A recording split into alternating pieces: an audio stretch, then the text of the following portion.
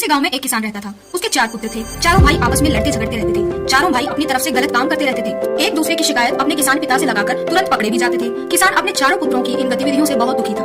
उसको चिंता सताने लगी, जिसके कारण वह बीमार हो गया। अब किसान अपनी अंतिम सांसें गिन रहा था। किसान ने अपने अंतिम उपाय के रूप में चारों पुत्रों को अपने पास बुलाया और बोला, मेरा अब अंतिम समय आ गया है, तुम सब मिलकर मेरी अंतिम इच्छा पूरी करो। चारों पुत्र तैयार हो गए। उन्होंने पिता की आज्ञा को पूरा करने का वचन दिया। किसान ने अपने चारों पुत्रों से पतली पतली कई लकड़ियां मंगवाई। उसने उनसे सब लकड़ियों को एक गट्ठर में बंधवाया। पिता ने अपने चारों पुत्रों से कहा, तुम सब जवान हो, स्वस्थ हो, इस लकड़ी के गट्ठर को तोड़ दो। प्रत्येक ने बारी बारी से उस गट्ठर को तोड़ने का प्रयास किया, परंतु कोई भी अपने प्रयास में सफल न हो सका। इसके बाद किसान ने गट्ठर को खोलने का आदेश दिया और उनसे एक एक लकड़ी को तोड़ने को कहा। सबने अतिशीघ्र एक एक करके सभी लकड़ियों को तोड़ डाला। किसान ने कहा, पुत्रों, जिस प्रकार तुम पतली लकड़ियों के गट्ठर को नहीं तोड़ सके, परंतु एक एक करके तुमने सारी लकड़ियां तोड़ डाली, ठीक उसी प्रकार यदि तुम अलग अलग रहोगे तो कोई भी तुम्हारा अहित कर सकता है, परंतु यदि तुम लकड़ियों के गट्ठर की तरह मिलकर रहोगे तो तुम्हारा कोई कुछ भी नहीं बिगाड़ सकेगा। पिता की बातें सुनकर चारों भाइयों ने आपस में मेलजोल रखकर इकट्ठे रहने का निश्चय कर लिया। तो दोस्तों, इससे हमें क्या